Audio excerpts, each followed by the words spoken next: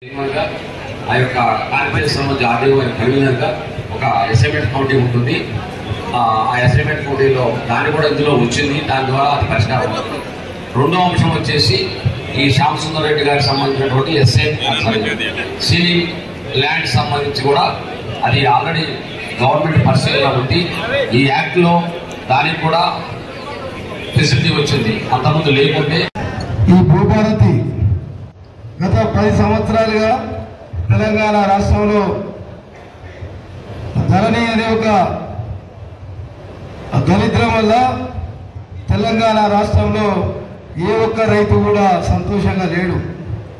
ఎందుకంటే ధరణి యాప్ ద్వారా రైతులకు ఒక ఉరితాడుగా మిగిలింది ఆనాడు ధరణి అనే ఒక దరిద్రం. కానీ ప్రస్తుత ముఖ్యమంత్రి ఆనాడు తెలంగాణ పిసిసి అధ్యక్షుడిగా రేవంత్ రెడ్డి గారు వారి బృందం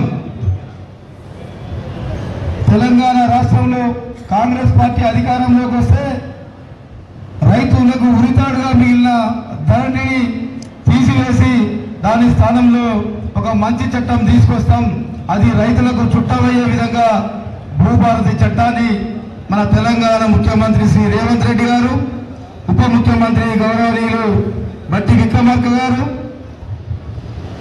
అదేవిధంగా రెవెన్యూ శాఖ మంత్రులు శ్రీనివాస్ రెడ్డి గారు, మిగతా మంత్రివర్గం ఆలోచించి మనం ఎన్నికల సంబంధించిన హామీ మేరకు తెలంగాణ రాష్ట్రంలో రైతులకు కూడా మేలు జరగాలంటే ఏ ఒక్క రూపాయి కూడా ఖర్చు కాకుండా గతంలో ధరణి సమస్య వల్ల రెవెన్యూ అధికారుల చుట్టూ తిరిగినా పాపం మనకు రెవెన్యూ అధికారులకు అధికారాలు లేవు.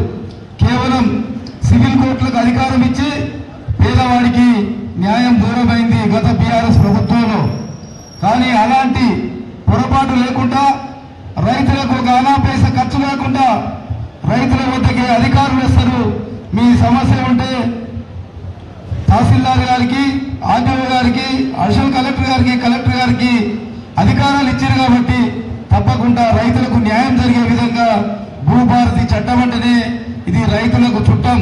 అందుకే మీరందరూ కూడా గౌరవ ముఖ్యమంత్రి గారు తెలంగాణ రాష్ట్రంలో జిల్లా కలెక్టర్ల ఆధ్వర్యంలో ప్రతి మండలంలో రెవెన్యూ సదస్సులు నిర్వహించి రైతులకు అవగాహన కల్పించి తప్పకుండా మీకు న్యాయం జరిగే విధంగా ఈ తెలంగాణ ప్రజాప్రభుత్వం రేవంత్ రెడ్డి గారి ప్రభుత్వం తప్పకుండా రైతులకు మిగతా అన్ని వర్గాల ప్రజలకు కూడా ఇలా మహిళలను కూడా కోటీశ్వరులు చేసే విధంగా ఈ ప్రభుత్వం ప్రయత్నం చేస్తుంది.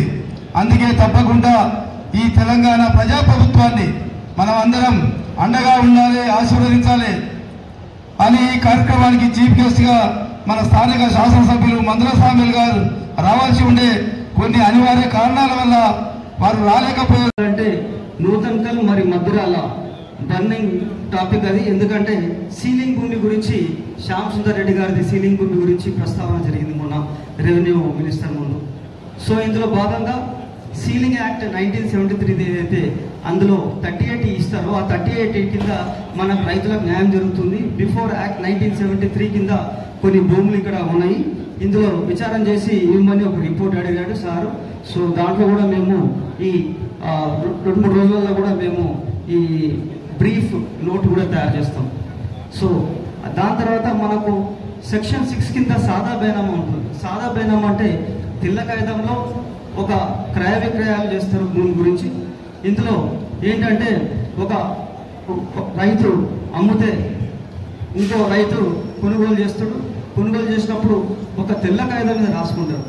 అందులో వాళ్ళు సర్వే నెంబర్ అన్నా కానీ ఎక్స్టెంట్ అన్నా కానీ ఇంత అమౌంట్ మేము కట్టినామని ఉంటే అప్పుడు ఆర్డీఓ విచారం చేసి అది కూడా ఆ పిటిషన్స్ 12/10/2020 నుంచి 10/11/2020 దాకా అంటే సుమారు ఒక నియర్లీ 1 మంత్ అందులో పిటిషన్స్ ఇస్తారు.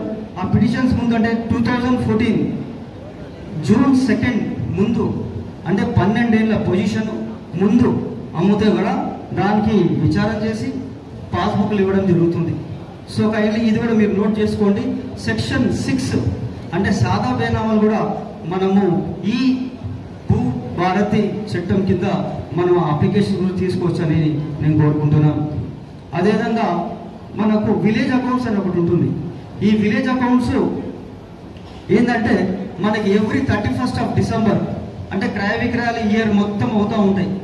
సో జనవరి, ఫిబ్రవరి ఇట్లా ఎవ్రీ డిసెంబర్ అంటే 31st రికార్డ్ అప్డేట్ చేసింది. ఆ రికార్డ్ అనేది మాకు పబ్లిక్ డొమైన్లో పెడతాము. మీరు చూసుకోవచ్చు. రైతులంతా మీ ఖాతా నంబర్ అన్నా కానీ, మీ సర్వే నంబర్ అన్నా కానీ, మీ ఎక్స్టెంట్ అన్నా కానీ ఎంత విస్తరణ ఉందో, మీ పేర్లు ఉన్నాయో లేవో చూసుకోవచ్చు. సో ఎవ్రీ ఇయర్ 31వ తారీఖు మనము అంటే డిసెంబర్ 31వ తారీఖు మనము ఈ భూభారతి యాప్లో కూడా మీరు చూసుకోవచ్చు. మీ తప్పులున్నా కూడా మళ్ళా మీరు తహసీల్దార్ అన్నా కానీ ఆర్డీఓ దగ్గర కన్నా వెళ్ళొచ్చు. సో దాని తర్వాత మనకు ఈ సెక్షన్ 13 ఏంటంటే ఏమన్నా ప్రాబ్లం ఉన్నా అంటే కోర్టుకి వెళ్ళొచ్చు. ఎప్పుడైనా అన్యాయం అయితే మీరు ఒక కంపల్సరీ ఒక ఎవ్రీ సిటిజన్ ఆ 13 మీరు కోర్టుకి వెళ్ళొచ్చు. Section 14 appeal. సో ఇట్లాంటి మనకు ఈ ఏదైతే మనకు ఇబ్బందులు ఉంటే భూ ఇబ్బందులు ఉంటే ఇవన్నీ మనము తీర్చుకోవచ్చు. చాలా ఫ్రెండ్లీ యాప్ ఇది భూభారతి యాప్.